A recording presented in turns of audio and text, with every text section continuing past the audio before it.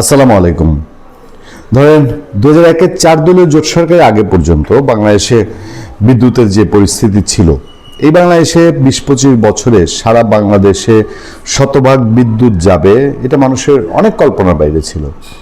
আমরা সেই সময় দূর পাহাড়ে যেতাম, দূর হাওরে যেতাম, চরাঞ্চলে যেতাম, সেই সব জায়গায় বিদ্যুৎ পৌঁছাবে, এটা একটা কল্পনা বের। আমাদের শৈশবে যেমন আমার নিজের পিতৃভূমি নেত্রকোনার মোহনগঞ্জ, বা আমার প্রাণের আরেক হাওর ভূমি কিশোরগঞ্জের অষ্টগ্রাম, সেখানে বিদ্যুৎ যাবে আমরা কল্পনা করতাম। কবে আমাদের শৈশবে চিন্তা করতাম আমাদের এই জীবনে কি বিদ্যুৎ এখানে দেখতে পাবো। গিয়েছে বহু চেষ্টার পর, বহু কিছুর পর, কিন্তু তারপরেও আমাদের এই উপজেলা সদরের বাইরের যে গ্রামগুলো, সেগুলো বিদ্যুতের আওতায় আসবে, এটা কল্পনার বাইরে ছিল। 2001-এ 4 দলীয় জোট সরকারে এখন আপনি খাম্বা দিয়েই ছোট করেন, খাম্বার ইতিহাস টানেন, খাম্বার কথা বলেন। আর আওয়ামী লীগ সরকারের সময় এসে আপনি কুইক রেন্টাল পর বা অথবা বেসরকারি বিদ্যুৎ কেন্দ্র অথবা অন্যান্য বিদ্যুৎ কেন্দ্র নিয়ে দুর্নীতি, অনিয়ম, স্বেচ্ছাচার বলেন। মোটা দাগে মানে এটা বাংলাদেশের সকল মানুষ স্বীকার করে যে অনিয়ম দুর্নীতি হয়েছে, কিন্তু এর মধ্যে দিয়েও বাংলাদেশের শতভাগ বিদ্যুতায়িত হয়েছে। আওয়ামী লীগ এবং বিএনপি সরকারের সময় বিদ্যুৎ নিয়ে বহু অশান্তি হয়েছে, বিদ্যুৎ নিয়ে মানুষের জীবন গেছে বহু জায়গায়। বিশেষ করে ওই যে যেগুলা পল্লী বিদ্যুৎ, সেগুলোর অফিস আক্রান্ত হওয়ার ঘটনা ঘটেছে বিদ্যুতের ক্রাইসিসে। রোজা রমজানে বিদ্যুৎ নিয়ে বহু সমালোচনা হয়েছে। গরমে, গ্রীষ্মে লোডশেডিং, মাত্রাতিরিক্ত লোডশেডিং। কিন্তু বিদ্যুৎ নাই হয়ে যেতে পারে, বিদ্যুতের এমন সংকট দেখা যেতে পারে যেই সংকট কাটিয়ে ওঠা সম্ভব না।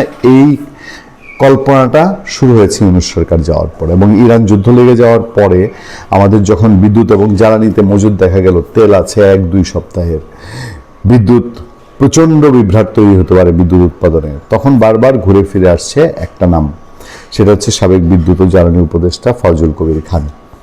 এক আশিক মাহমুদের আমলনামা সম্পর্কে কিছু আপনাদেরকে বলেছি। এই ফজল করিম খান বাংলাদেশের সরকারি অফিসার ছিল বিদ্যুৎ খাতের, জ্বালানি খাতের। সে সেখান থেকে রিটায়ার করে নিজে বিদ্যুৎ খাতের ব্যবসার কোম্পানি খুলে সেই কোম্পানির রমরমা ব্যবসা করেছে আওয়ামী লীগ সরকারের সময়। স্বামী স্ত্রী মিলে, ফজল কবির খান এবং তার স্ত্রী দিলরুবা খাতুন সম্ভবত, তারা দুজন মিলে রমরমা ব্যবসা। আওয়ামী লীগের সময় যত রকম সুযোগ সুবিধা, আওয়ামী লীগের সময় কোনো দিন শুনেছেন আওয়ামী লীগের কোনো অন্যায় সিদ্ধান্ত, ভুল সিদ্ধান্তের বিরুদ্ধে ফজল কবির খানের নামে বাংলাদেশে কোনো পিস আছে, সে কোনো বিবৃতি দিয়েছে? 5 আগস্টের সমস্ত সুফল, 24শে 5 আগস্টের সমস্ত সুফল যারা ভোগ করেছে তার মধ্যে ফজল কবির খান একজন। কিন্তু 5 আগস্ট ঘটায় বা 5 আগস্টে এই যে মানুষ প্রাণ দিয়েছে, ছেলেপেলেরা প্রাণ দিয়েছে, ফজল কবির খানের নাম কোথাও শুনেছেন? কিন্তু যত সুযোগ সুবিধা, ক্ষমতার দম্ভ, প্রভাব সব খাটিয়ে গেছে এই ফজল কবির খানের লোক, ফজল কবির খানের মতন লোক। এবং নিঃসন্দেহে বাংলাদেশে যে কয়জন উপদেষ্টা জামাত সমর্থক ছিলেন, যারা ইউনূস সরকারের ভেতর থেকে জামাতকে সমস্ত সাপোর্ট দিয়েছে এবং যারা নিজেরা কনফিডেন্ট ছিলেন যে জামাত ক্ষমতায় আসছে, নিজেরা চেষ্টা করেছেন জামাতকে ক্ষমতায় আনার জন্য, তাদের মধ্যে বলা হয় ফজল কবির খান একজন। এখন সামনে যে বিদ্যুতের আমাদের ভয়াবহ দিন আসছে, সেই দিনের দায় এই লোকের কাঁধে। সে আওয়ামী লীগ আমলে ব্যবসা করেছে, অন্তর্বর্তীকালীন সরকারের সময়ে নিজে অন্যায় সুবিধা নিয়ে ব্যবসা করেছে, এখনও বিএনপি আমলে সে ব্যবসা করবে। এইটাই আমাদের দেখার বাকি ছিল। বিদ্যুতে উপদেষ্টা ফাউজুলের চরম স্বেচ্ছাচারিতা, একটা খবর আমার সামনে। কি বলা হচ্ছে?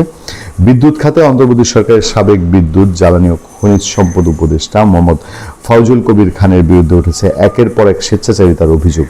দায়িত্ব গ্রহণের পর বিদ্যুৎ খাতে কোনো অগ্রগতি রেখে যেতে না পারলেও তার নেওয়া স্বেচ্ছাচারী সিদ্ধান্তের কারণে এই খাত আরও পিছিয়ে গেছে। এমন সিদ্ধান্ত নিয়েছে যে বিএনপি গভর্নমেন্টের সাথে এখন বেসরকারি উদ্যোক্তাদের মোটামুটি গ্যাঞ্জাম লাগানোর বাকি রয়েছে, সেই পথটা ফজল কবির খান করে গেছে।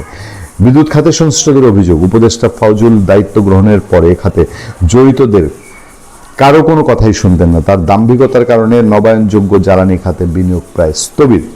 নতুন সরকারের কাছে ইমেজ বৃদ্ধির জন্য, মানে তার ধারণা ছিল জামাত আসবে, জামাতের কাছে ইমেজ বৃদ্ধির জন্য উদ্দেশ্যপ্রণোদিতভাবে শেষ সময়ে এসে তিনি এমন কিছু সিদ্ধান্ত গ্রহণ করেছেন যাতে বিদ্যুৎ কেন্দ্রের মালিকরা বিড়ম্বনায় পড়েছেন। বিদ্যুতের পাওনা না মিটিয়ে উল্টো পাহাড় সম দেনা রেখে গিয়ে নতুন সরকারের উপর বিশাল পাওনা মেটানোর বোঝা চাপিয়ে রেখে গেছেন এই উপদেষ্টা। ফজল কবির 2009 সালে সরকারি চাকরি থেকে অবসরের পর প্রতিষ্ঠা করেন কিস্টন কনসাল্টিং কোম্পানি। পল্লী বিদ্যুতের বিভিন্ন কারিগরি পরামর্শ কাজে সম্পৃক্ত হয় তিনি এবং অন্তর্বর্তীকালীন সরকারের সময় এই কিস্টন কনসাল্টিং দিয়ে সে বিভিন্ন সুযোগ সুবিধা নিয়েছে। তার প্রতিষ্ঠান messrs Keystone business support company limited Awami League সরকারের আমলে ধারাবাহিকভাবে কাজ পায়। এই প্রতিষ্ঠানের চেয়ারম্যান এবং সিইও ফয়জুলের স্ত্রী দিলরুবা কবির।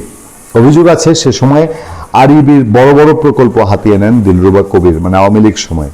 উপদেষ্টা হিসেবে ফজল শপথ নেন 24 সালের 16 আগস্ট। মানে দেশটাকে যেভাবে লুটে পুটে খাওয়া যায়, এবং বিদ্যুৎ খাত জানেন, মানে অন্যান্য খাতে যদি আপনি 1 কোটি টাকা চুরির সুযোগ পান, বিদ্যুৎ খাতে আপনি 100 কোটি টাকার চুরির সুযোগ পাবেন। এবং পুরো দস্তুর ব্যবসায়ী এক লোক, এই লোকের হাতে বাংলাদেশ বিদ্যুৎ খাত দিয়েছে অন্তর্বর্তীকালীন সরকার। আপনি খেয়াল করে দেখেন তো গ্যাস নিয়ে কি পরিমাণ ভোগান্তিটা হয়েছে, বিশেষ করে রাজধানী ঢাকাবাসী। ইলেকট্রিক চুলার কেনার হিড়িক পড়েছে, ইলেকট্রিক চুলার দাম বেড়েছে, গ্যাসের না থাকার কারণে মানুষকে হোটেলমুখী হতে হয়েছে। ঢাকার মানুষ কি ধরনের হেনস্থা হয়েছে ফজল কবিরের সময় সেটা বলার অপেক্ষা রাখে না। বিদ্যুৎ নিয়ে গ্রামে, শহরে সে কিছুটা ঠিকঠাক রাখলেও, মানে শহরকে সে খুশি রাখার চেষ্টা হচ্ছে, কিন্তু গ্রামে একবার বিদ্যুৎ গেলে সে বিদ্যুৎ আসার নাম নেই। সে আগের মতোই কোনো একটা নতুন বিদ্যুতায়ন, নতুন বিদ্যুৎ প্রকল্প, কোনো কিছুর কোনো নতুনত্ব নেই। এই সব কিছুর দায় নিয়ে ফজল কবির খানরা এখনো আমাদের দেশে ঘুরে বেড়াচ্ছে। ভালো থাকবেন, সুস্থ থাকবেন। আপনাদের সাথে আমি আতিক রহমান, পূর্ণিয়া।